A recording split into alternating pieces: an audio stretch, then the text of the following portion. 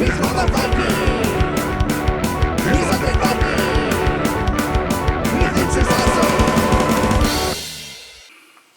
everybody, it's me, Undead Viking. I want to take a little bit of time out of your day to tell you about this small little card game called 100 Swords. Now, don't let the small package fool you. It is only about 54 cards, but there is a ton of game hidden inside this little box.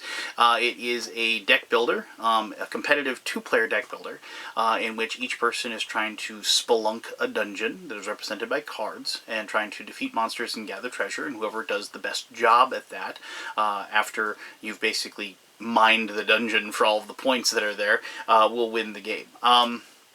It is relatively easy to learn and pretty quick, especially if you have played deck builders before. And there's a lot of things about it that I really enjoy. So let me show you quickly how to play. It shouldn't take long at all. And then we'll come back here and I'll tell you more about 100 Swords. Alright, awesome. Alright, this is 100 Swords. I've gone ahead and set it up. You have the first 5 rooms, technically, of the dungeon, and that is from this deck that is shuffled and made. There is a boss, which is the red dragon that is on the front cover of the box, and that boss card is placed randomly in the last 10 cards of the deck, and then you shuffle that together. So the last 10 cards, this dude is waiting to fight you, and the game ends one of two ways. Either somebody kills the boss, which is the red dragon, or when it comes time to refill the dungeon on the person's turn, there aren't enough cards left in the deck to do so. So each person starts with the exact same deck. In the deck, you either get this, crummy sword or crabby sword, and you'll notice that it is not worth anything, so it's not worth any points at the end of the game, and it is worth 1 boot and 1 strength. Basically, it can move you 1, and it's worth 1 strength when fighting. And you can see this little soul there. And then there's also, within your deck, there is the awkward sword. It is worth 1 boot and no strength, but if you spend 1 energy, you gain 3 strength. I'll explain how energy is spent. And then there are a couple of pairs of boots, and that is just worth 2 movement and no strength whatsoever. And so, you don't know what is in the dungeon. So whenever it is your turn, you will draw the first 5 cards of your deck. We'll go ahead and place those right there, and you'll get prepared to use them. Now, you may have noticed these 3 cards here. These are the rental cards. You can use them if you can pay the energy cost and then use them on your turn, but they go back to that spot after you're done. They're always available. So, for example, here is the Adventure Scope. You get to peek at 2 cards, and it is 1 energy. That is what it is. Now, there's the key. You're going to run into doors, and a chest that you have to open with keys, and then a sleepy potion that allows you to hide a monster. Why do you want to hide a monster? As long as a monster is face up, you can't get by it. You can't sneak by that monster. So it is difficult with having that blocking your way. So you might be buying a sleepy potion to prevent that from happening. Okay, so let's just go ahead and see what I got here. I got, some of those. Well, it looks like I got a lot of those crummy swords. I didn't get any boots or anything like that. So what I'm going to be doing is I'm going to go ahead and I'm going to play one of my crummy swords, and it is worth 1 strength and 1 boot. And what I can do then is I'll go like this. This signifies the movement, and I go to that. Now, when these are hidden and blocked, I could spend all 5 of my swords and get to here, but that really wouldn't do me any good because I can't turn any of those over, and I can't see what is there. Now, when you're going to get a rental card, you have to do that before you even set foot into the dungeon. So at this point, I have foregone the possibility of using any of those, and I've gone ahead and done that. So I'm going to go to the first spot. I'm going to turn that over, and it says Shadow Sword. And the Shadow Sword allows you to hide a card, which means you get to flip it over, which is a cool little power that it has. And I can see that it is going to be worth 4 coins at the end of the game if I have it. It has 1 boot, 2 strength, and if I want to get it, I got to spend 4 energy to claim that item. Now, luckily, I still have 4 cards left. So to show that I'm using them as energy, I can go 1, 2, 3, 4. You turn them sideways like that. I've done that, and then I'm going to claim the Shadow Sword, and I'm going to put that in my discard pile like so, and then this goes back to there, and then what happens is that we refill the dungeon like so. We slide those over, and then we go, oh, I shouldn't have looked at that. I feel to place it there. And I've done that a few times I played. I flipped the card beforehand. So, I mean, technically we'd probably reshuffle at that point because I've seen the card, but what have you. So, the next turn, like the other person goes and maybe they took something or not. Here, I'm going to see if I could possibly actually find like a monster or something here. Okay, yeah, so they went there and they found that monster. I'm just going to show you this monster really quick. You need a strength of 6, defeat the monster, and he's a trophy. So the trophy cards do not go into your deck. They go off to the side to show that they're part of your trophies, and they'll be worth, 6 coins or 6 points at the end if you can defeat it. So I had to draw 5 cards, but I only have 4 left, so I have to shuffle up the remainder of my cards. Let's see if I get lucky and maybe get my Shadow Sword. And no, I didn't. I got my Crummy Sword. Those will go over there. But I do have a bunch of boots. And I have these 2 swords. And I could, unfortunately, so this is where that puzzle comes into effect. Do I have the ability to get to that spot with my boots?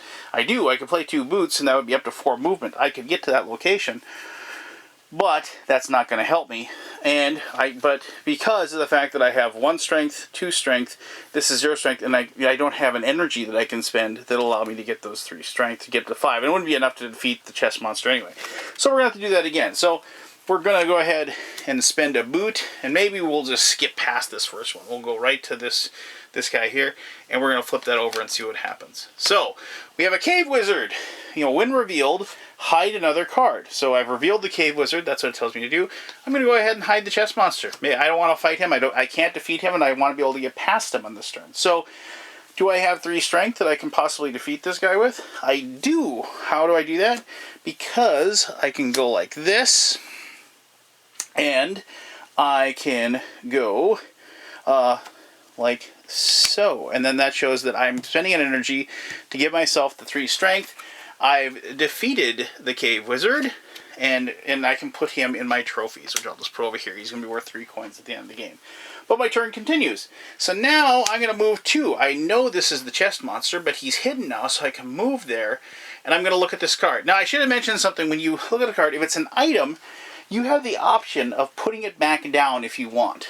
If it is a monster, unless the monster says differently, you have to reveal it. So let's see what we got here. So we got a Displacer Ghost. When defeated, you may draw a card or retire a card from your deck. So basically, trash a card. But so I'm going to turn him over. He's there. And unfortunately, I only have this 1 sword. He isn't going to be able to defeat the ghost. I can't defeat him. But we know where he is and what he can do. And so at the end of my turn, we then slide everything down once again and place the card like so.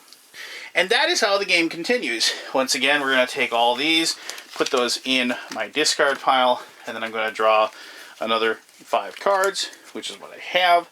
And we have 1, 2, 3, 4, and we got our Shadow Sword again. So now, do I have the ability? So that's 1, 2, 3, 4, 5. No, 5. We know that monster that's there, but we could, if we wanted to, since it's only a strength of 2, we could spend 1, 2, 3, like so. 3 boots, 1, 2, 3. We're at the spot with the ghost. He has a strength of 2. I use my Shadow Sword that has a strength of 2.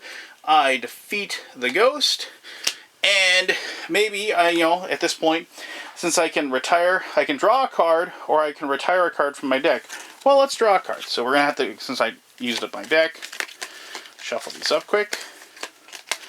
Maybe we get a boot or something. We can move a little further in the dungeon. So, I did get boots. All right, so now we can at least see what's a little further up. And sometimes knowing what's ahead is really important. So let's go ahead and see what I would find. Oh, it's a torch. I can't buy it, but here's a good item. It's going to be worth 2. With 3, you can reveal 2 cards. And, and it isn't a trophy, so I get to keep it. That's a pretty good card. 1 movement, 1 strength. So I'm going to hide that again. I don't want my opponent to know what's there, but I'm going to remember where it is. And so we go ahead and fill it up once again. And that's how you play 100 Swords. Eventually what happens is you will get to the point where you fight the dragon, and if you can defeat the dragon, he's worth 8 points at the end, and he's got a strength of 7, and that is the end of the game. Or otherwise, you have like I said, you can't fill up. Like if the dragon was like the last card, and like you had to fill up 2 spots, and like there wasn't enough cards to do it, then that would signify the game as well. There's some things like that do things that are different. Like here is the treasure chest. It has a lock symbol, so you have to use that all-purpose key to be able to open it up, and then you get to place it in your hand. And it is worth 5 coins at the end of the game. There's doors like this one, the scary door. And if you defeat the door, you actually get the coins. It is a trophy as well. And there's also monsters that have, certain powers as well. Like the Fishman. When revealed, reveal another card, so you can see what else is there. This is the kind of cool one, the Shy Mold. It cannot be revealed, so you can't, you can go there and fight it, but you can't peek at the card and see what it is, and then show everybody what it is. You have to hide it again. So that kind of actually hides it because people are thinking it's an item, and they're going to go there thinking it's an item they could get, but unfortunately it is actually just a monster once again. So it has a lot of those tricks and everything, and like I said, each turn is kind of like a puzzle of trying to figure out how far you can get in the dungeon and where you can go and what you can acquire and what have you. So it's pretty clever, it's pretty fun, and best of all, it's not a game that takes a super long time to play, and so you can, once you get done, you can just shuffle it up and reboot and then start it up again. Alright, cool. Well, let me tell you exactly what I dig about 100 Swords and my conclusion. I always like games like this that, like I said, have a lot of game in them, but don't have a lot of shelf space, if you will. This is definitely a game that goes in my D-Day dice bag, travel bag that I take to work every single day, because this is one of 5 or 6 games that I can always manage to find one person that's willing to play over lunch. And it is, like I said, it's just challenging enough to make me have to think and figure out my little puzzle and figure out exactly what I want to do. Now, I went into that pretty well during how to play the game, and so you should have a pretty good idea. But just in case you didn't watch that portion, which is fine, the cool thing about the game is that each turn represents a really cool different puzzle, and there's a lot of information, information gathering that you need to accomplish to be successful. And so there's a lot of trickiness to it, as far as just moving through the different spaces of the dungeon and then peeking at the cards. And I mean, you do run the risk, obviously, there's a little bit of a press your luck situation there. Like if you run into a monster that you can't defeat, then you can't go any further.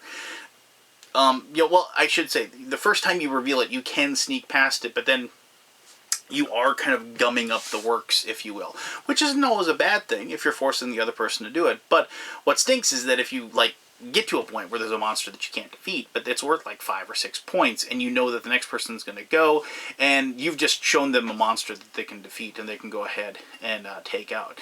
I really like the rental cards, basically because that's the piece of a puzzle. Since any card can be used for energy, and all the rental cards are one card, it's very easy to use just one card, using one of your crummy swords, or using a card that just probably wouldn't be super helpful at that time, just for those other purposes. Hiding a monster, putting it to sleep, basically, so you can get past that spot, using a key to open up a door, which is obviously really important. And that's kind of the cool thing too. If you reveal a door, you can't go any further, and the doors kind of stink because of the fact that you kind of hit that spot and you can't go any further. You probably didn't have the presence of mind before you started just to take a key, just because, okay, I think I'm going to run into a door this turn. The chances are you probably aren't. But so you get stuck at that point, and then you can't go any further. But then you've just basically handed points to the other player, because they know exactly where the door is. They get that key, and if they can get to that spot, they unlock it and get the points from that door. So, there's stuff like that part of the game that, you don't want to reveal too much. You don't want to give away too much of the dungeon to your opponent, but you also don't want to sit on your hands and not explore it. So it's kind of a cool little balance that you have going on there. I think this would be an excellent game to teach somebody the ropes of how to play a deck building game before you move on to something that's more difficult, that has maybe a higher level. First of all, just more cards, because you're dealing with 54 cards, you are dealing with less options, if you will. But one of the cool things about this game is that the ideas and the possibilities of expansions are literally limitless. You could go any which way you wanted to as far as more traps. There's not even traps. You can go with traps. You can go with more treasure. You could go with more monsters. You can go with different bosses. You can make like giant decks if you wanted to. I mean, I really like the idea. I mean, add another player. There's all these different things that you could go, different directions you could go with this game that actually really extend the playability. And there's a lot of playability anyway with just this one simple deck. So, if you like fantasy themes and you like deck builders and you want just like a quick little game that you can play with one of your buddies, I would strongly suggest you check out 100 Swords. Alright, so if you have any questions about the game, by all means ask away. I'll answer those to the best of my ability, as always. And I really appreciate you taking the time to watch this video. And until next time, this was me, Undead Viking, telling you to have yourself one heck of an awesome day. Alright, bye-bye.